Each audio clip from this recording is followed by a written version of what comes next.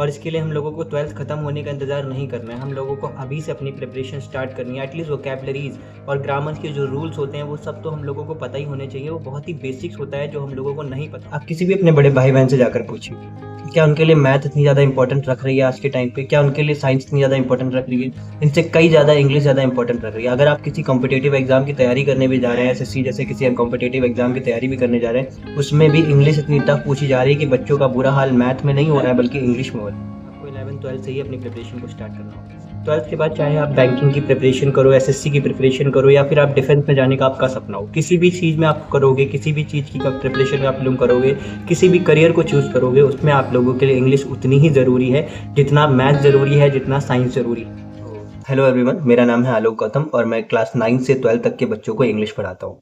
आज मेरा एक कंसर्न है, वो सभी जितने भी यूपी बोर्ड और यूपी बोर्ड से आने वाले बच्चे होते हैं, जितने भी यूपी बोर्ड के हिंदी माध्यम से आने वाले बच्चे होते हैं, उन सब के लिए मेरा एक कंसर्न है। उसको मैं आज इस वीडियो के अंदर आप लोगों को बताना चाहता हूँ और सिर्फ आप लोगों से ही नहीं बल्कि आपके पेरेंट्स से भी डिस्कस करना चाहता हूँ। ये वीडियो अगर आपके पेरेंट्स देख रहे हैं तो प्लीज़ आप लोग इस वीडियो को देखना पूरा, क्योंकि आप लोगों के बच्चे के भविष्य का सवाल है। और इस आप लोगों के बच्चे के भविष्य के लिए जो मैं सवाल पूछ रहा हूँ आप लोगों से, उसका जवाब भी दीजिएगा।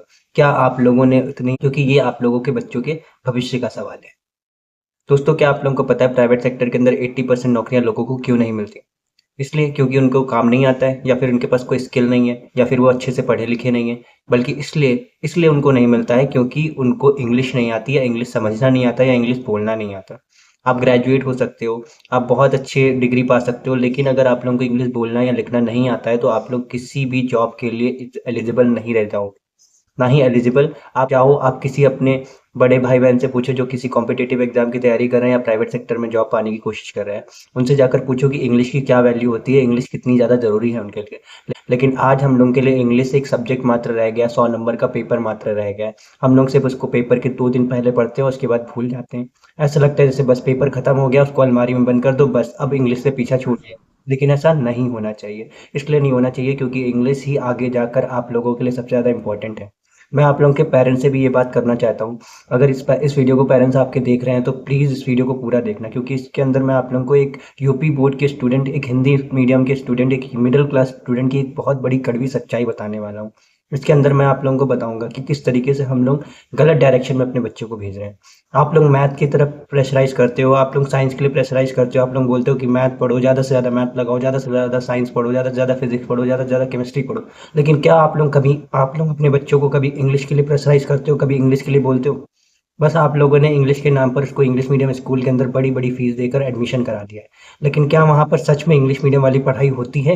आपको लगता है? आप अपने बच्चे से पूछिए, क्या उसको इंग्लिश मीडियम वाली पढ़ाई वहाँ पर मिल रही है? इंग्लिश मात्र एक सब्जेक्ट मात्र रह गया है वहाँ पर। अब इस बारे में हम लोगों को सोचना पड़ेगा, वरना हम लोगों के बच्चे भी पीछे रह जाएँगे। जो आईसीएसई बोर्ड के बच्चे होते हैं, आप किसी भी एक आईसीएसई बोर्ड के बच्चे को उठा लो और एक यूपी बोर्ड के बच्चे उठा लो, दोनों में इतना ही फ़र्क होता है कि उस यूपी बोर्ड का जो बच्चा होगा उसकी मैथ बहुत अच्छी होगी, उसकी फिजिक्स बहुत अच्छी होगी, उसकी केमिस्ट्री बहुत अच्छी होगी। लेकिन वो कहाँ पर डर जाएगा? वो इंग्लिश आने पर डर जाएगा। लेकिन वहीं आईसीएसई बोर्ड का एक अमीर जो बच्चा होता है, जो अच्छे स्कूल से पढ़ा होता है, उस बच्चे के अंदर इंग्लिश का इतना कॉन्फिडेंस होता है कि वो कहीं पे भी खड़ा होकर बोल सकता है, किसी भी टॉपिक पर बोल सकता है। लेकिन हमारे यूपी बोर्ड के बच्चे वो नहीं बोल सकते, भले ही वो कितने ही अच्छे मैथ में हो, फिजिक्स में हो, किसी में भी। तो हम लोगों को इस बारे में सोचना पड़ेगा। और आज के इस वीडियो के अंदर मैं आप लोगों को एक प्रॉमिस करने वाला हूँ कि यूपी बोर्ड से आने वाला किसी भी बच्चा, यूपी बोर्ड हिंदी मीडियम से आने वाला या किसी गांव से आने वाला कोई भी बच्चा अब इंग्लिश से डरेगा नहीं। मैं उसको इंग्लिश इस तरह से सिखा दूंगा कि उसको कोई भी किसी भी जगह पर इंग्लिश बोलने या समझने में बिल्कुल प्रॉब्लम नहीं आएगी। कॉन्फिडेंटली बोलेगा, कहीं पे भी खड़ा होकर वो बोल सकता है। बस आप लोगों को इस चैनल को सब्सक्राइब कर लेना। दोस्तों, इस वीडियो में आगे बढ़ने से पहले मैं आप लोगों को एक कहानी सुनाना चाहता हूँ। ये कहानी मेरे एक दोस्त की है। मेरे दोस्त का सपना था कि वो सॉफ्टवेयर इंजीनियर बने। उसने बड़ी मुश्किल से, उसके पेरेंट्स ने और उसने मिलकर किसी तरीके से पैसे इकट्ठा करे। हमारे जैसे ही मिडिल क्लास फैमिली से वो आता था, तो उसने किसी तरीके से पैसे इकट्ठा करे और एक अच्छे कॉलेज में एडमिशन करा लिया। एडमिशन कराने के बाद जब वो वहाँ पहुँचा और उसका सामना जब आईसीएसई बोर्ड के बड़े अच्छे-अच्छे स्कूलों से आए हुए बच्चों के साथ हुआ, तो उसको रियलाइज़ हुआ कि यार इंग्लिश की कितनी ज़्यादा इंपॉर्टेंस है। वो फिज़िक्स में बहुत अच्छा था, वो मैथ में बहुत अच्छा था, वो बाकी सब्जेक्ट में बहुत अच्छा था। लेकिन जब उसको पता चला कि इंग्लिश यहाँ पर सब कितनी ज़्यादा इंपॉर्टेंस रखती है, इंग्लिश में बोलना, इंग्लिश में बात करना, इंग्लिश समझना, ये कितना ज़्यादा इंपॉर्टेंट रखता है, कॉन्फिडेंटली बात करना कितना ज़्यादा इंपॉर्टेंट रखता है। और इसका रियलाइज़ेशन उसको सबसे ज़्यादा तब हुआ जब उसको इंटरव्यू देने गया। इंटरव्यू में जब उससे पूछा जाता है कि टेल मी अबाउट योरसेल्फ, तो वो ब्लैंक हो जाता है। क्योंकि कभी उसने सुना ही नहीं, उसको पता ही नहीं अपना इंट्रोडक्शन कैसे देना है, इंटरव्यू के अंदर बात कैसे करनी है, ये सारी चीज़ें उसको पता ही नहीं। और अब उसकी यही सारी चीज़ें यही इंग्लिश उसके करियर की एक रुकावट बनी हुई है। क्या आप लोग भी चाहते हैं कि आपके बच्चों के करियर की रुकावट एक इंग्लिश बने? बिल्कुल नहीं चाहते होंगे। तो अभी से अपने बच्चों को इस चीज़ के लिए मोटिवेट करें कि वो इंग्लिश को समझना, इंग्लिश को बोलना, ठीक है? और इंग्लिश बोलने के लिए ज़रूरी नहीं है कि आप एटमॉस्फेयर ही हो।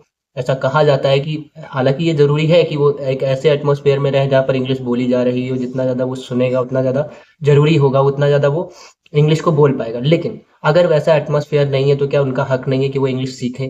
क्या उनकी ज़रूरत नहीं है इंग्लिश सीखने की, या वो कभी इंग्लिश सीख नहीं पाएंगे? सीख सकते हैं, बट थोड़ा सा प्रयास करना पड़ेगा, थोड़ी सी कोशिश करनी पड़ेगी। मैं और आप लोग मिलकर, हम दोनों लोग मिलकर सीखेंगे, हम दोनों लोग मिलकर ग्रो करेंगे और इंग्लिश को अपनी ताकत बनाएंगे, अपनी कमजोरी नहीं।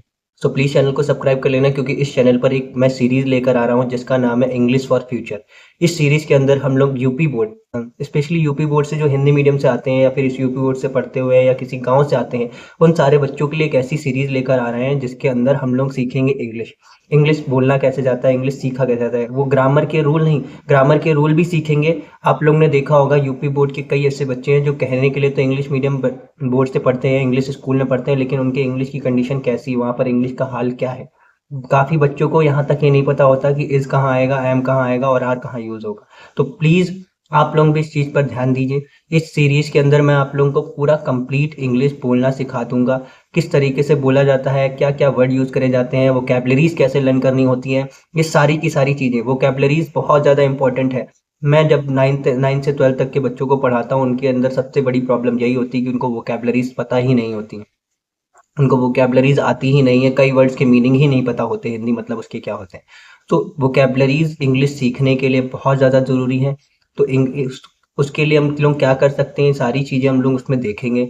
एक अलग से एक मैं डेली एक शॉर्ट डालूंगा जिसमें मैं अच्छे अच्छे वोकैबलरी जो आपकी डेली यूज़ में काम आ सकते हैं, जो आप लोगों के लिए बहुत ज़्यादा ज़रूरी है, सिर्फ डेली यूज़ के लिए भी, एकेडमिक के लिए भी, ये सारी चीज़ें जितनी भी वोकैबलरी ज़रूरी हैं, वो सारी वोकैबलरीज मैं आप लोगों को इस वीडियो के अंदर, उस सीरीज के अंदर मैं आप लोगों को बताऊंगा। साथ ही साथ सेंटेंस भी बताऊंगा जो जो कि बहुत ज़्यादा ज़रूरी हो सकते हैं आप लोगों के लिए स्पीकिंग के लिए। ठीक है, तो प्लीज़ इस चैनल को सब्सक्राइब कर लेना, ज़्यादा से ज़्यादा शेयर करना ताकि ज़्यादा से ज़्यादा बच्चे जुड़ें और वो इस सीरीज का फ़ायदा उठा सकें। तो मिलते हैं इस सीरीज के पहले वीडियो में जो कि बहुत जल्द आएगी। प्लीज़ चैनल को सब्सक्राइब कर लेना। Bye bye.